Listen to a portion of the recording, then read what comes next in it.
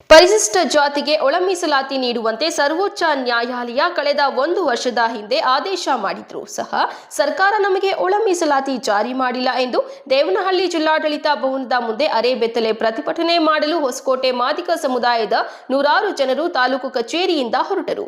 ಇನ್ನು ಇದೇ ಸಂದರ್ಭದಲ್ಲಿ ಹೊಸಕೋಟೆ ತಾಲೂಕು ಎಸ್ಸಿ ಮೋರ್ಚಾ ಅಧ್ಯಕ್ಷ ಹಾಗೂ ಮಾದಾರ ಮಹಾಸಭಾ ಪ್ರಧಾನ ಕಾರ್ಯದರ್ಶಿ ಚಿಕ್ಕನಲ್ಲಾಳ ನರಸಿಂಹಯ್ಯ ಮಾತನಾಡಿ, ನಮ್ಮ ಪರಿಶಿಷ್ಟ ಜಾತಿಗೆ ಒಳ ಮೀಸಲಾತಿ ನೀಡುವಂತೆ ಸರ್ವೋಚ್ಚ ನ್ಯಾಯಾಲಯ ಕಳೆದ 1 ವರ್ಷದ ಹಿಂದೆ ಆದೇಶ ಮಾಡಿದ್ರೂ ಸಹ ಕರ್ನಾಟಕ ಸರ್ಕಾರ ನಮಗೆ ಒಳ ಮೀಸಲಾತಿ ಜಾರಿ ಮಾಡಿಲ್ಲ. ಅನೇಕ ರಾಜ್ಯಗಳಲ್ಲಿ ಈಗಾಗಲೇ ಜಾರಿ ಮಾಡಲಾಗಿದೆ, ಆದರೆ ನಮ್ಮ ಕರ್ನಾಟಕ ಸರ್ಕಾರ ಈವರೆಗೂ ನೀಡಿಲ್ಲ. ಆದ್ದರಿಂದ ಜಿಲ್ಲಾಡಳಿತ ಭವನದ ಮುಂದೆ ಪ್ರತಿಭಟನೆ ಮಾಡಿ ರಾಜ್ಯ ನಾಯಕರ ಮಾತಿನಂತೆ ಎಲ್ಲದಕ್ಕೂ ಸಿದ್ಧರಿದ್ದೇವೆ ಎಂದರು.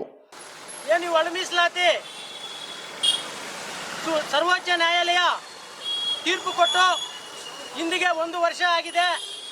ಆದರೂ ಕೂಡ ಈ ಕರ್ನಾಟಕ ಸರ್ಕಾರ ಮೀನಾಮೇಷ ಎಣಿಸುತ್ತಾ ಈ ಒಂದು ಒಳ ಮೀಸಲಾತಿಯನ್ನು ಜಾರಿಗೆ ತರ್ತಾ ಇಲ್ಲ. ಈ ಒಳ ಮೀಸಲಾತಿ ತೀರ್ಪು ಸರ್ವೋಚ್ಚ ನ್ಯಾಯಾಲಯ ನೀಡಿದ ಮೇಲೆ 3-4 ರಾಜ್ಯಗಳಲ್ಲಿ ಇದು ಜಾರಿಯಲ್ಲಾಗಿದೆ. ಹರಿಯಾಣ, ತೆಲಂಗಾಣ, ಆಂಧ್ರ ಜಾರಿಯಲ್ಲಿದೆ. ಆದರೆ ನಮ್ಮ ಕರ್ನಾಟಕ ಸರ್ಕಾರ ಮಾತ್ರ 1 ವರ್ಷದಿಂದನೂ ಮೀನಾಮೇಷ ಎಣಿಸ್ತಿದ್ದು ನಮಗೆ ಈ ಸರ್ಕಾರದ ಮೇಲೆ ನಂಬಿಕೆ ಕಳ್ಕೊಂಡಿದ್ದೀವಿ. ಆದ್ದರಿಂದ ಬಂಧುಗಳೇ, ನಮ್ಮ ಸಮಾಜ ಸುಮಾರು 40 ವರ್ಷಗಳಿಂದ ಆರ್ಥಿಕವಾಗಿ, ಶೈಕ್ಷಣಿಕವಾಗಿ, ರಾಜಕೀಯವಾಗಿ ವಂಚನೆಗೆ ಒಳಪಟ್ಟಿದ್ದು ನಾವು ಮುಂದೆಯೂ ಸಹ ಇದೇ ರೀತಿ ನಮ್ಮ ಸಮಾಜಕ್ಕೆ ಮೋಸ ಮಾಡೋದಕ್ಕೆ ರೆಡಿ ಇಲ್ಲ. ಆದ್ದರಿಂದ ನಾವು ಸುಮಾರು 30 ವರ್ಷಗಳಿಂದ ತ್ಯಾಗ ಬಲಿದಾನಗಳನ್ನು ಮಾಡುತ್ತಾ, ಅಮರನಾಥ ಉಪವಾಸಗಳನ್ನು ಮಾಡುತ್ತಾ, ನಮ್ಮ ತನು ಮನ ಧನ ಎಲ್ಲವನ್ನು ವ್ಯಯಿಸುತ್ತಾ ನಮ್ಮ ಹಿರಿಯರೆಲ್ಲ ಮೂಲೆ ಗುಂಪಾಗಿ ಎಷ್ಟೋ ಜನ ತ್ಯಾಗ ಬಲಿದಾನಗಳಿಂದ ಸುತ್ತೋಗಿದ್ದಾರೆ. ನಾವು ಮುಂದಿನ ಪೀಳಿಗೆಗೆ ಇದೇ ಥರ ಮೋಸ ಮಾಡೋದಕ್ಕೆ ರೆಡಿ ಇಲ್ಲ. ಅದನ್ನು ನಮ್ಮ ರಾಜ್ಯದ ನಾಯಕರು ಏನು ತೀರ್ಮಾನ ಕೊಡ್ತಾರೋ ಅದರಂತೆ ಮುಂದಿನ ದಿನಗಳಲ್ಲಿ ಯಾವುದೇ ತೀರ್ಮಾನಕ್ಕೆ, ಯಾವುದೇ ತ್ಯಾಗಕ್ಕೂ ಕೂಡ ನಮ್ಮ ಸಮಾಜ ಸಿದ್ಧವಾಗಿದೆ ಅಂತೇಳಿ ನಾನು ಹೊಸಕೋಟೆ ತಾಲೂಕು ಮಾದಾರ ಮಹಾಸಭಾದ ವತಿಯಿಂದ ನಾನು ತಮ್ಮಲ್ಲಿ ವಿನಂತಿ ಮಾಡ್ತೇನೆ. ಬಳಿಕ ಬಿಜೆಪಿ ಮಂಡಲ ತಾಲೂಕು ಉಪಾಧ್ಯಕ್ಷ ಮಂಜು ಸೂರ್ಯ ಮಾತನಾಡಿ, ಒಳ ಮೀಸಲಾತಿ ಅದು ನಮ್ಮ ಹಕ್ಕು. ನಾವು ನಮ್ಮ ಹಕ್ಕುಗಳನ್ನು ಮಾತ್ರ ಕೇಳುತ್ತಿದ್ದೇವೆ. ಕಳೆದ 30 ವರ್ಷಗಳಿಂದಲೂ ಯಾವುದೇ ಸರ್ಕಾರಗಳಿಂದ ನಮಗೆ ನ್ಯಾಯ ಸಿಕ್ಕಿಲ್ಲ. ನಮ್ಮ ಸಮುದಾಯವನ್ನ ಕೇವಲ ಮತಕ್ಕಾಗಿ ಮಾತ್ರ ಬಳಸಿಕೊಳ್ಳುತ್ತಿದ್ದಾರೆ. ಮಾನ್ಯ ಸಿದ್ದರಾಮಯ್ಯ ಅವರು ಒಳ ಮೀಸಲಾತಿ ಜಾರಿ ಮಾಡಬಹುದಲ್ಲ, ಆದರೆ ನಮ್ಮ ಸಮುದಾಯದವರನ್ನ ಕಡೆಗಣಿಸಿ ನಮಗೆ ಅನ್ಯಾಯ ಮಾಡುತ್ತಿದ್ದಾರೆ. ಆದ್ದರಿಂದ ಈಗ ಅರೆಬೆತ್ತಲೆ ಪ್ರತಿಭಟನೆ ಮಾಡುತ್ತಿದ್ದು ಆಗಸ್ಟ್ 10ನೇ ತಾರೀಕಿನ ಒಳಗೆ ನಮಗೆ ಒಳ ಮೀಸಲಾತಿ ಜಾರಿ ಮಾಡುತ್ತಿದ್ದರೆ ಮುಂದಿನ ಹೋರಾಟ ಪ್ರಾರಂಭ ಮಾಡುತ್ತೇವೆ ಎಂದರು.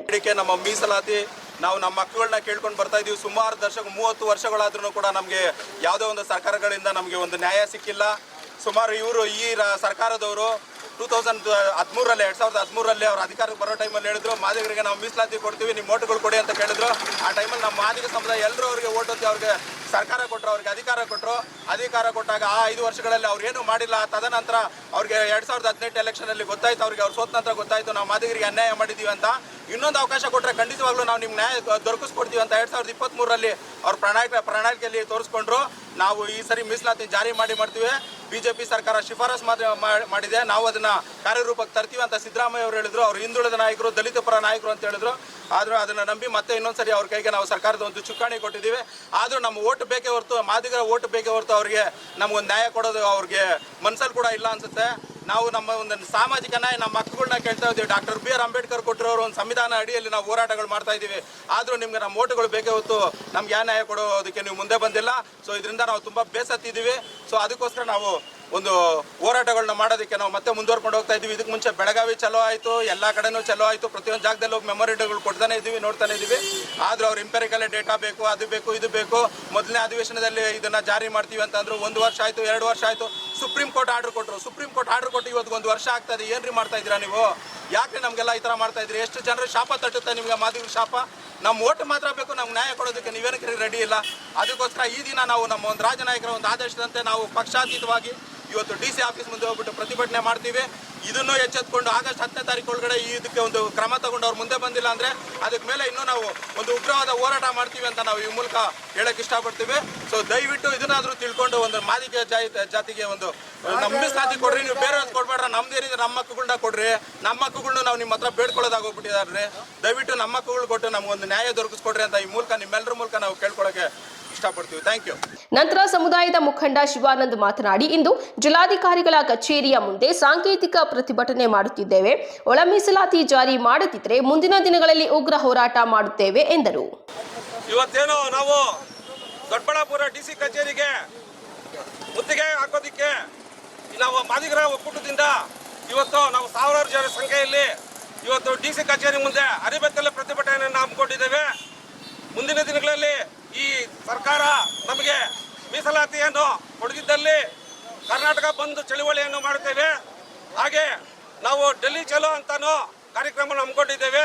ಇದಕ್ಕೆ ಎಲ್ಲ ನಮ್ಮ ತಾಲೂಕಿನ ಎಲ್ಲ ಮಾದಿಗ ಬಂಧುಗಳು ಇವತ್ತು ಪಕ್ಷಾತೀತವಾಗಿ ಎಲ್ಲರೂ ಬಂದು ಸೇರಿದ್ದಾರೆ. ಎಲ್ಲರಿಗೂ ಕೃತಜ್ಞತೆಗಳನ್ನ ತಿಳಿಸ್ತಾ ಇದ್ದೇನೆ.